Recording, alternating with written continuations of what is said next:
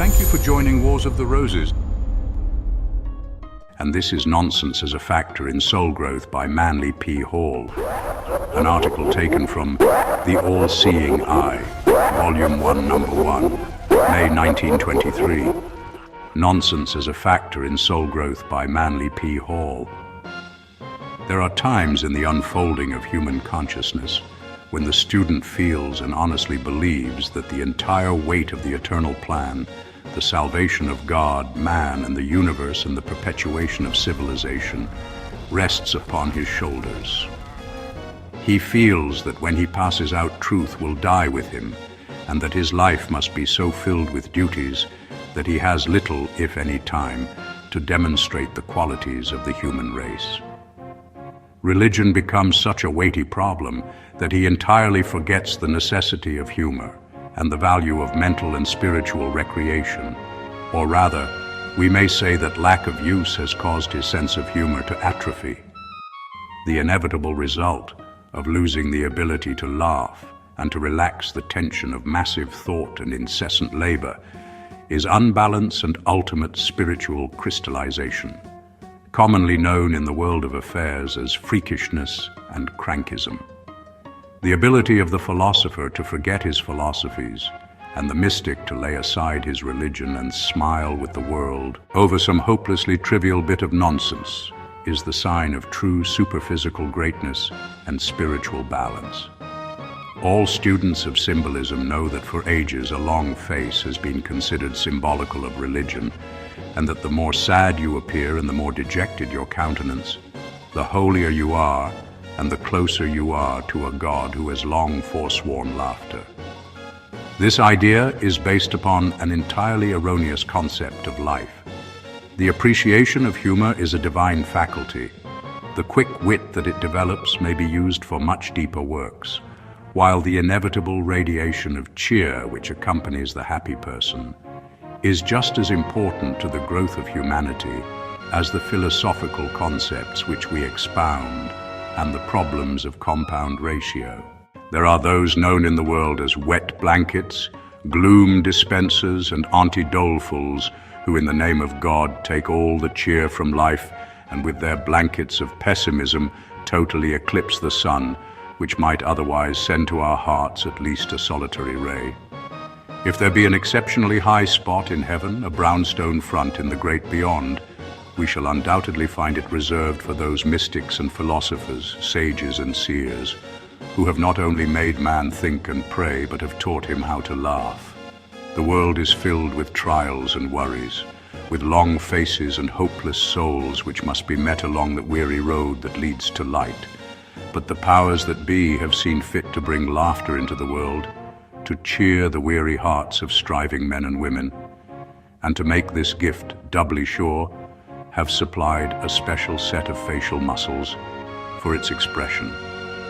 And it is the duty of every student not only to promote aestheticism, but also to bring into faces furrowed with care and hearts frozen in endless snows the happy smile which is indeed the greatest boon of the gods.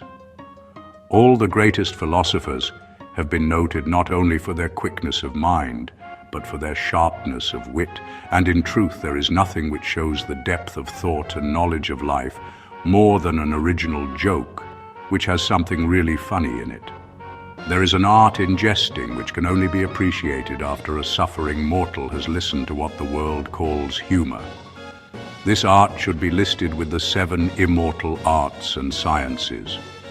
Let us remember the words of an ancient philosopher who said, when referring to the court jester of a king, "It takes the brightest man in all the land to make the greatest fool." The kingdoms of suffering humanity must have that court fool, but few of our so-called religious lights will allow their faces to relax for fear that their dignity may be affected and their congregation dwindle away. When we laugh from the depths of our soul, relaxing for a moment the nerves and muscles that have so long been at tension in fighting the battle of life, it is like a gymnasium exercise for the body and a tonic for the soul. The lungs fill with air, the liver receives its daily dozen, and the face beams with a greater joy, because for one moment the purely human has been given expression in a way which can injure none. Even those people who are unconsciously ridiculous will never realize nor be accredited with the honor that is due them from the fact that they have made others laugh. For while their personality is hurt, and in many cases their noses are seriously cracked still, that laughter will reach to the ends of creation before its last echoes die away at the very footstool of divinity. It is said that the Christian theology is the only one that has not at least one laughing God in its train, and we cannot but feel that there has been a serious omission. The laughter of the God sounds through all nature, which is filled with cheer. It is the sorrows and discouragements of life which turn all things to a leaden grey. Those who radiate this soot-colored expression of life are never popular, never happy, seldom useful, and always a bore. The laughter of children is music in the ears of the Almighty, and all living things are children who cry one moment and laugh the next. And of those moments which comes closest to the divine, the joy or the tear. All human beings are like little ones crying over broken dolls, and the toys which have fallen to pieces in their hands, but their sorrows are short-lived, and soon the bursts of merry laughter shroud the sorrow in forgetfulness. But there are some who cannot forget, and it is the duty of all to cheer them on their way, for every heart is filled with sadness, and when we too are sad, it but brings back memories which do not help but always surround us with thoughts of bitterness or remorse.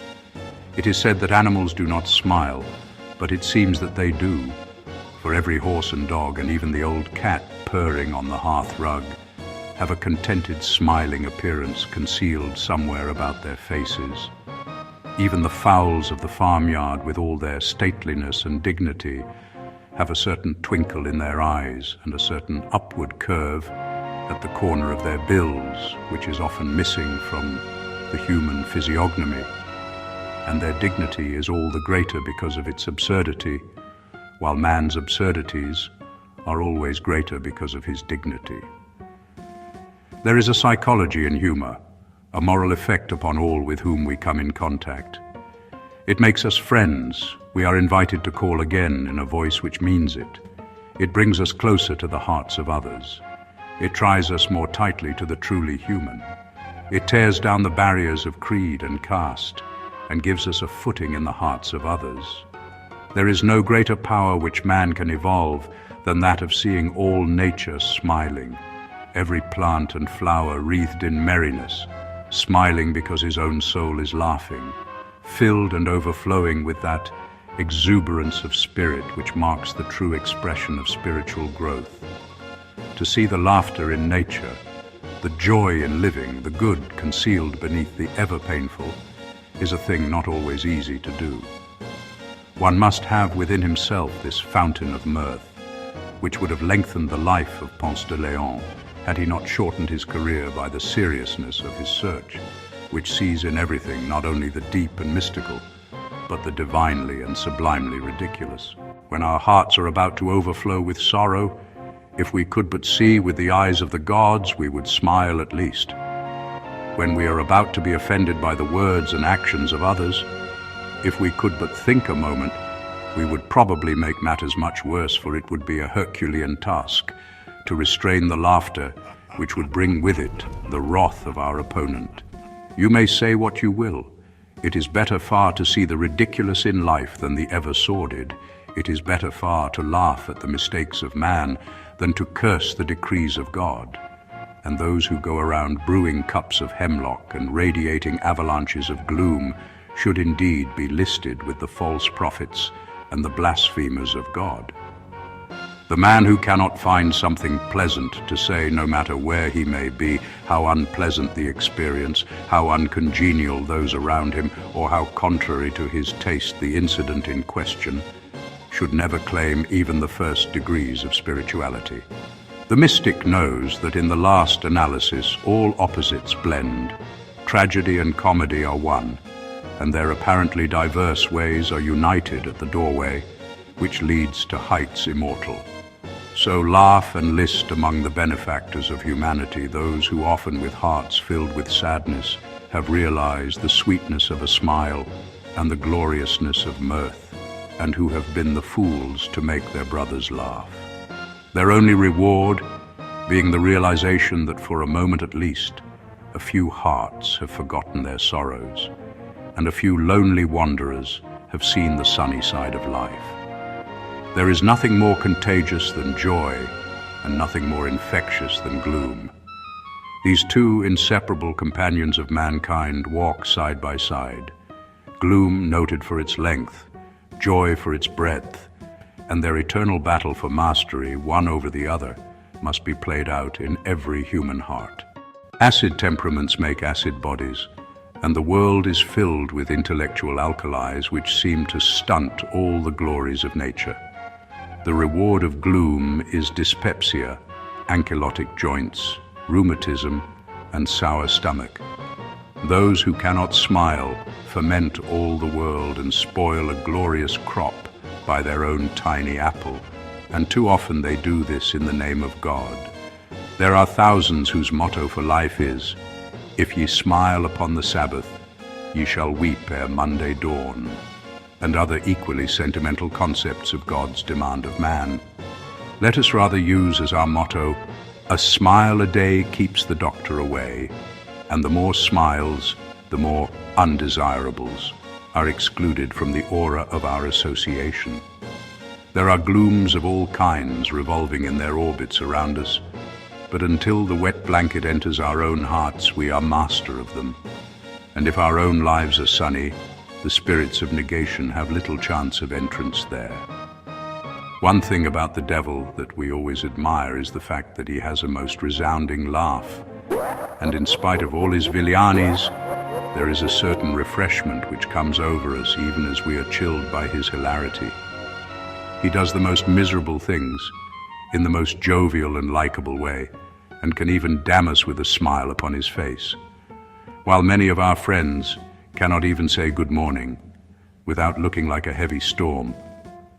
Occultists and occult students must realize that when they forget how to be jovial, they lock the door of heaven and throw away the key. Thank you for watching, and please don't forget to share, like, subscribe, and comment. And if you can, please consider donating to Wars of the Roses. Links to PayPal and Patreon are in the description. Thank you so very much.